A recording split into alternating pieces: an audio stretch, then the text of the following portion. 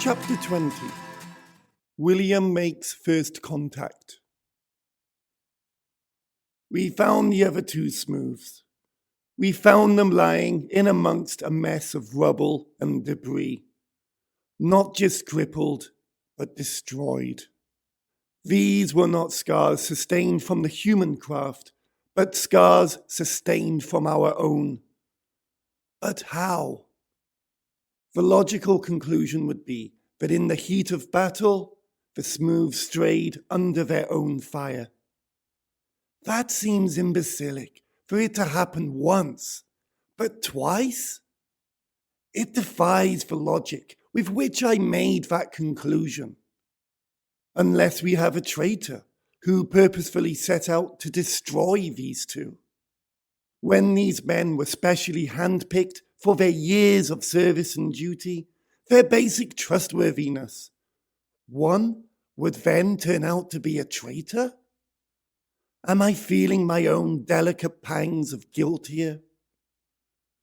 We flew down to inspect the wreckages, the carcasses. We ensured our own survival by adding a few more craters to the surface of the floor. The already fairly clear surface was now guaranteed safe. We landed on Earth. I got out first, the first Trascon to step out onto the new homeland. I feel lightheaded as Skirnage follows me out. My actions seem faster and easier and smoother.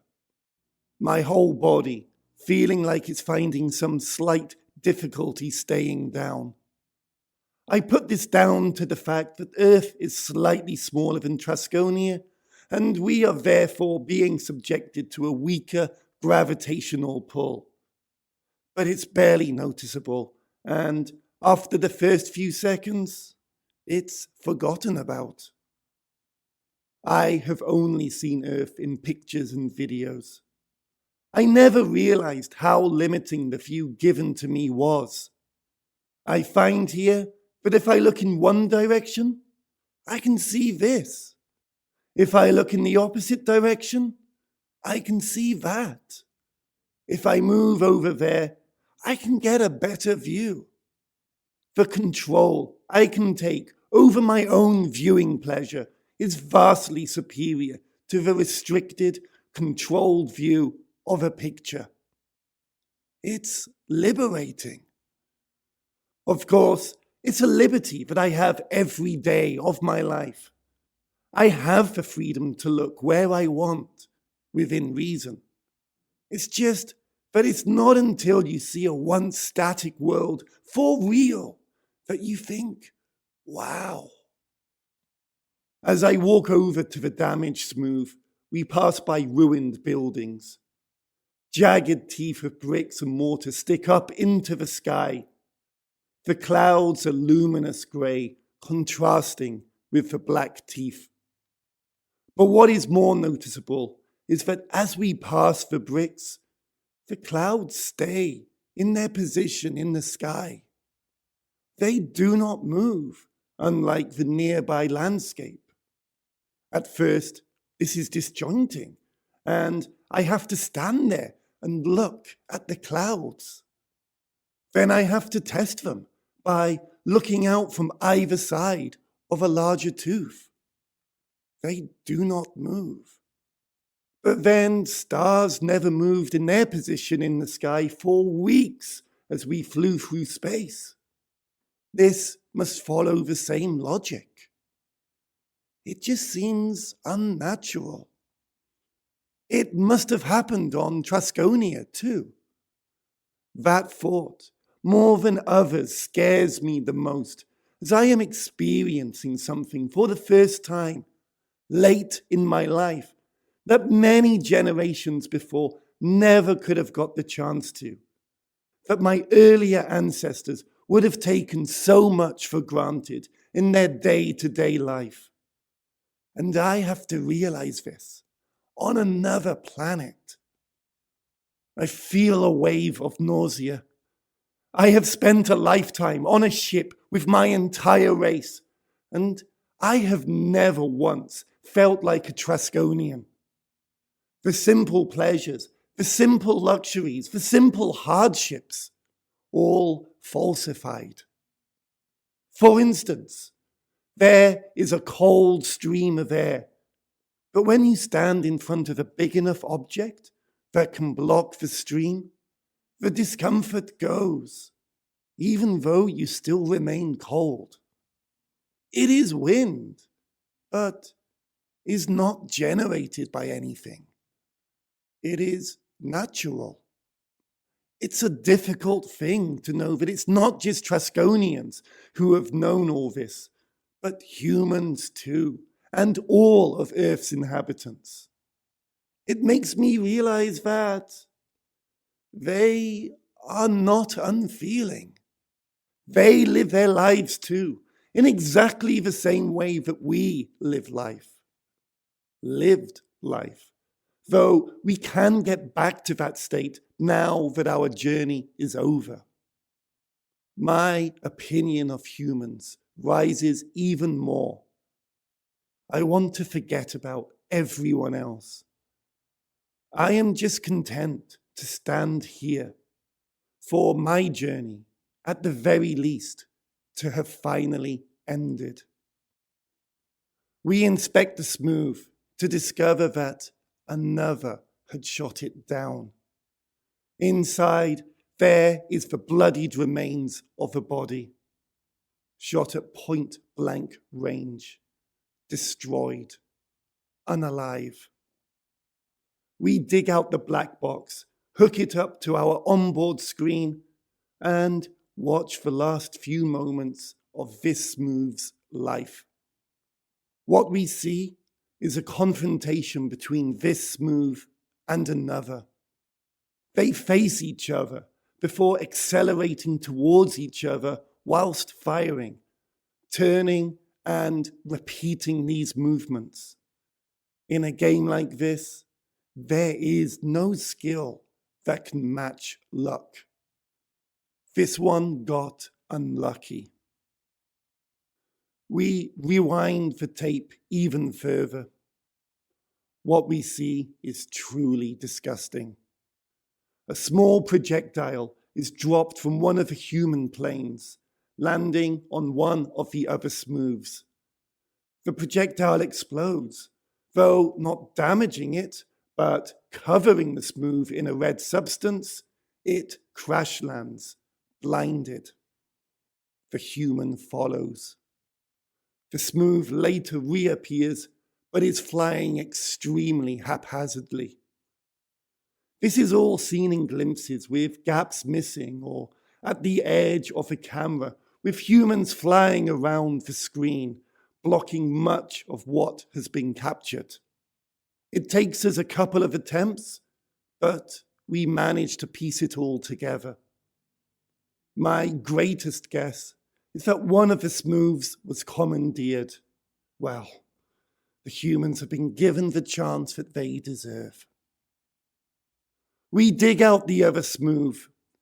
The black box to that one is even less help, but it goes some way to confirming our suspicions that the humans have taken control of our smooth. We know that there is still one more smooth to find. Hopefully, it will have been taken somewhere important, which then gives us a prime target. So there is always good in whatever is bad. However, we fly over what is a vast city. I really had no idea. We cram ourselves together because there is only so much room even a vast spaceship can give. Yet, humans cram themselves together for the sake of it almost. When you look outside the cities, there is so much open space. You wonder why it has not been used. There must be reasons that an outsider is blind to, but I hope to learn sometime soon. We stop. I get out again. It is a field. There are inhabitants, but not human. Cattle, I believe, providers of food. I cannot help but go up and speak to it anyhow. I know it won't understand me. It's not frightened or anything, but it does not understand a thing. I am frightened. I don't know how it reacts to anything not cattle. Will it attack? Will it run away? I must admit, I take its nonchalance to be threatening. But as I carefully get closer, I realize that is all it is. It's sad, actually. The first contact between two races from different planets, and all it is interested in is eating grass. I don't know. That's all I should have expected, I guess. Anything with more intellect, and there would be a sense of something happening. With humans, the day would have been marked with ceremony, massive ceremony, and they would not be entirely to blame. We too would have blown it out of all proportion. In a sense, I'm glad of this unofficial first contact. This is what I will remember. I regret this war that we've started. We had a chance that we've spoilt now. Take this cattle here. I mean it no harm. It means me no harm. We could live peacefully side by side. It could provide us with food. We could give it a home. It's a shame that we immediately took any sign of intellect on this planet to be a threat. I guess the only way I can justify this now is to say that even if we had come in peace, humans would have felt that we were a threat and tried to kill us. So I had no choice. What are we? Jealous of each other? I look down at the floor. I'm walking on grass. It's springier, muddier, and wetter than I could ever have imagined. I look up at the sky. The clouds seem to be moving now that I'm stood still. I look at trees. There are no leaves on the trees. Each tree looks completely unique, entirely spontaneous. Trees. Whenever I had seen them in pictures, they always looked like they should have been identical. Maybe it's just the leaves distorting the images, but there are only branches here. They twist and bend, look gnarly and ugly, reaching out in all corners at all places. Chaos theory. They are not even as brown as they should be. I can see through the tree, through the mesh of branches, that is. I can see hills and valleys, fields, villages, buildings, roads, cars. The world looks like it just stops there at the hilltop. The world looks flat. There is so much information to be taken in. I guess that the world does continue over that last hill, but it does not look like it. The way that the hill connects with the sky, I cannot imagine anything further. It should just be space. Yeah, and that's something that I do know about. That and artifice and controlled environments. I walk back to the smooth. Skirnage has been waiting patiently for me. Who knows what he was thinking about? I hope it's the same kind of thing that I was thinking about. We take off. What should be space does, in fact, turn out to be more fields. But We are flying in the opposite direction. I ask Skirnage what he thinks of Earth now. He says he was confused by it, yet not particularly impressed by it. I ask him if he felt how it must have been to live on Trasconia in the old days.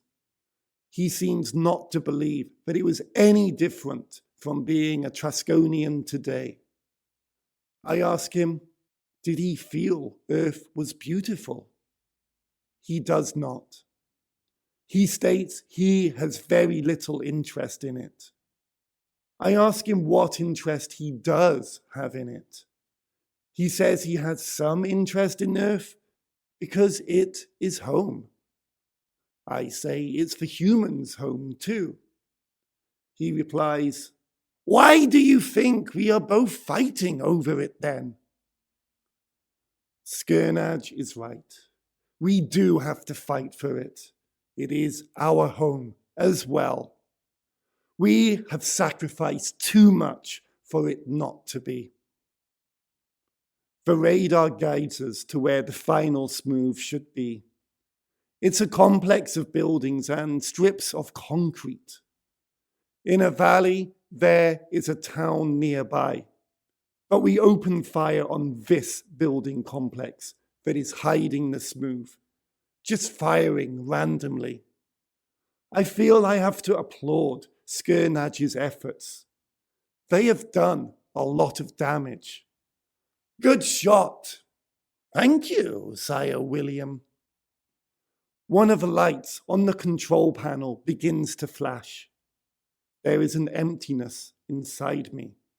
Oh, fill me up, why don't you? We are being attacked, Sire William. This satisfies my need. I smile, just as I predicted. You knew they were going to attack us? Says poor, young, naive Skirnage. He starts getting angrier. Couldn't you have at least warned me? He opens his mouth. The crunch of his anger is about to fly out of his mouth. His fist is clenching, though not to hit anything, I presume. There is a slight twitch there. His hand tightens. A word comes out of his mouth, but is suppressed before it begins to make even the slightest sense, as he has just looked me in the eye. His fist clenches even tighter as all his feelings are now being pushed into that one act. He has realized in whose presence he was getting angry. The fist goes a pale blue. The eyes are closed, his mouth still open, hanging there, the tongue raised but not sticking out. There is a sudden jerk of the hand. The mouth closes, the eyes open slowly, looking soulful, compassionate even, as if he pities me.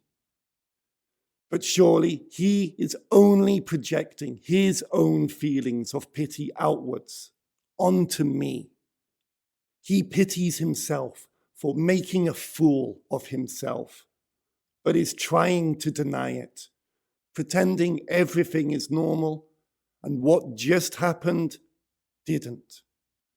For his sake, I play along. It makes no actual difference. I smile again, a warm smile, easy, friendly at first to help calm him, but turns cold and distasteful as I turn back into what he expects of me. It's all right, but there is no need to worry. They have only primitive weapons. They will do us no harm. The encouragement, however, is not enough for Skirnage. Ah, Skitterch, says he under his breath. Fucking freak! Fucking sputum-faced piece of scum! Arsing twat fuck! Why me? Why me of all people? Why do I have to be sat here? Why could it not be him? Why do I have to be the calm one? I have to be calm. Have to be calm. Breathe in. Breathe out.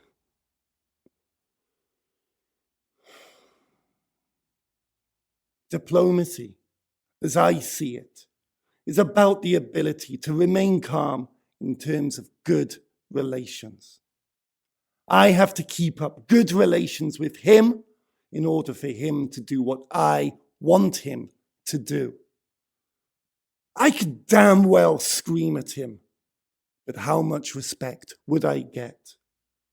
Probably a hell of a lot in some shitty, perverse way. But right now, I know I have to be calm because he is principally in control of this craft right now, and if he gets fired up, we could damn well lose our lives. I have to appear calm, even though right now I want to scream and shoot my fucking head off. You fucking fuck of a fucked fucking fuck son. Please, do not swear. I force out, admiring the voices that are currently screaming abuse at him and at myself, more importantly, in my head. You are in the presence of a superior being, after all. Yes, well, they may not be able to hunt us down, but that certainly can. He points at a slightly larger dot on the radar screen. This slightly larger dot is in fact the human, or who we suspect to be the human in the captured craft, who has by now gotten into the air and is in pursuit of us, the real aliens. A fact I had hoped to conceal from Skirnage. Somehow, I had blindly hoped that we would destroy the infernal machine, at least put it out of use. Even the slightest bit of damage would be good, as long as the machine was temporarily crippled. Because our machinery, I hate to sound big-headed here, but it's relevant to my argument, is far superior to theirs. It would probably take them 100 years, well, maybe less than that actually, to build a smooth. 100 years, by my reckoning, to get to a technological state that could bring them even close to understanding our technology. But with one of our machines right in front of them, it would probably only take them 5, maybe 10 years to be able to work out the physics and the mechanics. In short, they could copy us technologically, gaining an understanding that way and help them to repair the machine.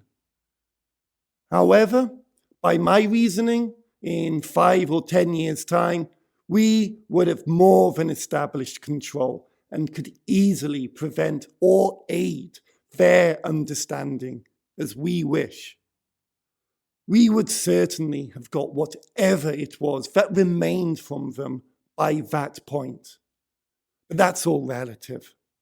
The fact is, we haven't touched it, and it's more than likely going to touch us right now. Another voice is heard at the back of my mind, mocking, teasing, insulting, humiliating, demeaning, negative, abusive. It has my attention, and I do not hear Skirnage swear again, though it is much more blatant this time. You know, I'm concerned. I'm not sure if these voices are voices or just my unconscious, insulting me in a disguised form.